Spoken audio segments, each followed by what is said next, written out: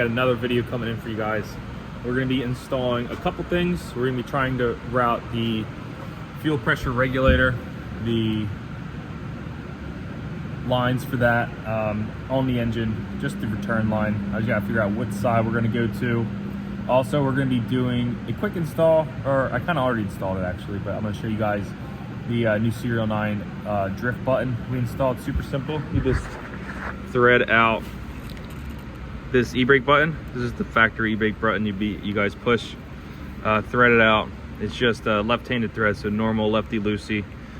Pop out this spring that's behind it, and then right behind that is nothing, obviously, but then you just thread on your Serial 9 drift button, and you guys are good to go. So let me show you what that looks like right now. Car still looks so good. Still so excited. Like, it's so cool that like this is the car, you know. Fitment is some definitely drift day fitment with the super high front. Alrighty, let me show you. So we got the black Serial 9 drift button. It's literally super simple. You push it in, pull up, pull down, and then once you push it in, you'll be able to pull it up. No issues. It never locks. You don't have to worry about it locking. And then if you ever want to lock it like a normal car, push it forward, and it, oh, there you go, and it locks. See, and you're good. It's literally just like pulling the actual pin instead of the pin getting ratcheted by the spring. You're just manually doing it. So, oh, I gotta tighten it more. But as you can see, it literally just tightens in there. So super cool. I'm super happy with it. It looks cool, and it's just functional. So now, if I ever when I want to take this car sliding, and if I ever need to use the parking brake, we'll be able to rip it, no issues. And then it still works as a normal handbrake. So super excited about that. Still loving the interior, guys. Series 2, in my opinion, is so good, especially with the confettis. It's just such a good accent. So soon, guys, we're going to be having new wheels coming.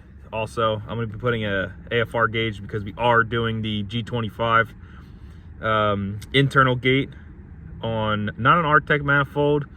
We're trying to get this project done, and we don't feel like waiting. So we're going to get a we bought a flange. We're going to weld onto the stock manifold, put the internal gate turbo on, and start ripping, because I'm dying to drive this car again. It sucks because it's getting the beginning of winter. It's not even winter yet, and it's already pretty much winter, but hey, I'll be able to iron it out, make sure it's perfect. I'm going to send the stock ECU out, just get it looked over once more, have a computer company or something, just check up all the diodes, resistors, transistors, all that stuff, make sure the boards are all good, all the traces are fine. And yeah, I want to make sure this car is ripping on stock ECU. I just want to rip it again. The simplicity of it, I don't have to get it tuned, I don't have to buy the ECU, and I'm fine. I mean, if this car on stock injectors will probably make like mid 300s on stock ECU, and that's perfect. It's going to be at like 14 to 16 pounds probably. I'm not getting a boost controller or anything like that. And if I need more, I can always get an Innovate. I think it's like a boost controller and AFR gauge, so it'll cut the duty cycle if it sees too lean of an AFR. Still on the fence if I want to do that. I could always do that. I mean, options are endless. Always can go piggyback, but right now I just want to kind of keep it pretty simple because this car is awesome. So change of plans. We're going to go Garrett still. We're still going to do like a fuel pressure regulator. Obviously, I stated we're going to be installing that today, but not doing balls of the wall crazy builds, just because you guys know how that gets. It gets expensive quick, and nowadays we can't be spending money like that. So let's go install that fuel pressure regulator. All right, we got a quick mock-up of the actual pressure regulator on the block. We utilize this one mount on the intake manifold. I'm gonna get one to just tie to the intake manifold right there. Then after that, we made a return line from the rail right up there. I don't know if you can see it right there. So I just got a 12 by 125/6 adapter with a crush washer, put it on there, and we made this -6 line with some fire sleeve just so has some more rub protection on top of the actual line, so it's pretty good. I'm gonna get back to you once I get a little mount to mount that, because right now it's just that one bracket. But we got the fuel dampener on. We capped that off because we don't need it. You can cap the fuel dampener vacuum port if you're running between 40 and 90 psi. Then we got the normal port here that'll go straight up to the vacuum reference there, and then we got return. It's gonna go right to the rail, the return line, and then we're gonna do a 180 right here. So I'm thinking 180 off the back going straight down to the fuel line, which is probably gonna come out like somewhere right here. So that'll be good. Am I in the shot? Are we live?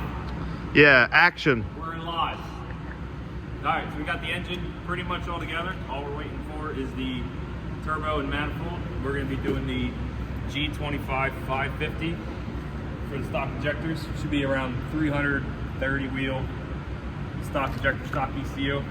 But as you can see, we got cool packs on. We got the belts on, tensioner on, everything's plumbed.